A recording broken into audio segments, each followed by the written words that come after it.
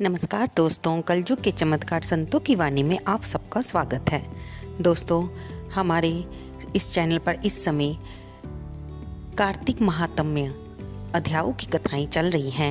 आज हम कार्तिक मास में सुनी जाने वाली कहानी चिड़ा चिड़ी की कहानी इस वीडियो के जरिए सुनेंगे, जो कि जब व्रत का पारण किया जाता है तब खिचड़ी बनाकर सुनी जाती है, जिसे पड़वा कहते हैं। ये इस बार 9 नवंबर दिन बुधवार कार्तिक व्रत जिन्होंने नियम लिया है पारण करते समय इस कथा को कहानी को अवश्य सुने।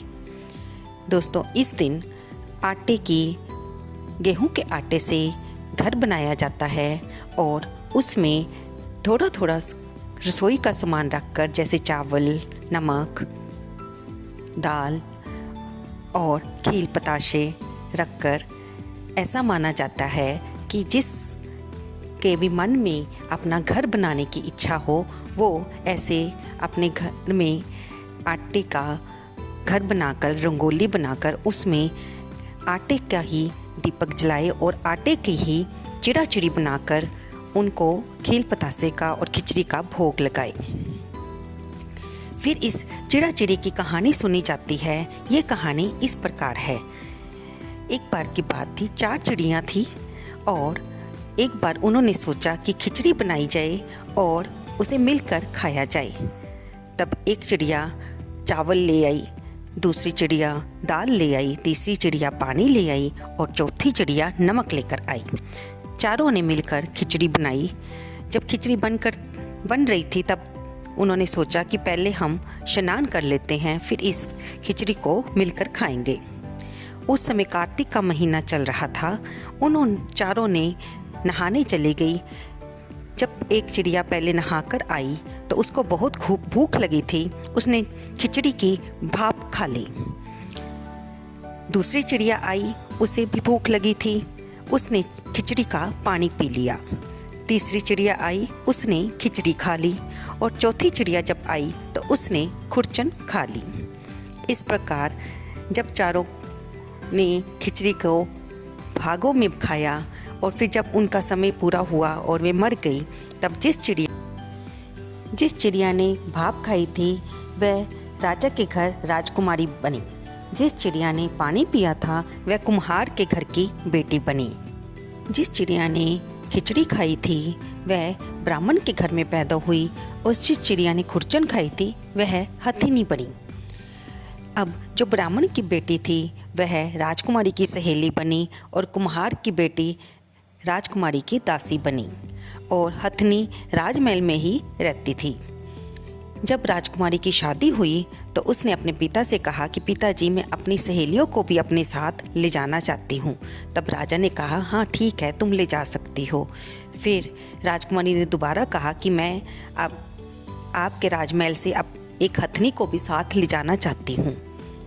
तो राजा माँ इस बात को भी मान गई। अब राजकुमारी ने अपनी सहेली और अपनी दासी को अपने साथ जाने के लिए तैयार किया और नौकरों को संदेश भेजा कि वे हथनी को भी ले आए।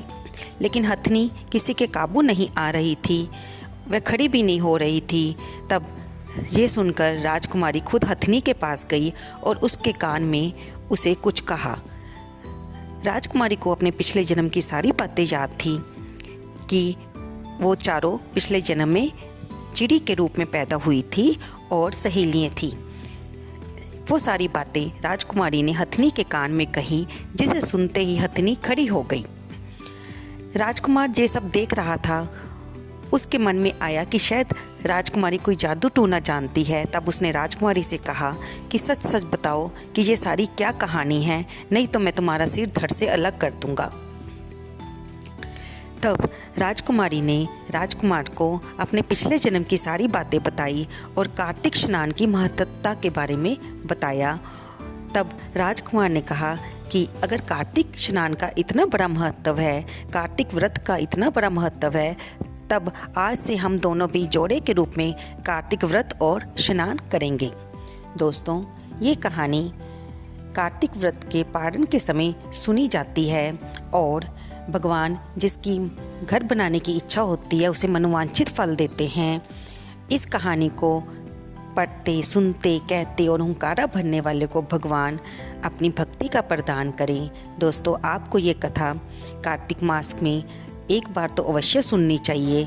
नहीं तो जब आप कार्तिक व्रत का पालन कर रहे हों तब भगवान विष्णु के सामने अपने मंदिर में बैठकर या देवालय में जाकर और फिर गेहूं के आटे से घर बनाकर उसमें चिराचिरी को बनाकर आटे का ही दीपक जलाकर अवश्य इस कथा को सुनना चाहिए। आपको ये कथा कैसी लगी कृपया कमेंट करें, इसे लाइक करें, शेयर करें और सब्सक्राइब करें। धन्यवाद दोस्तों।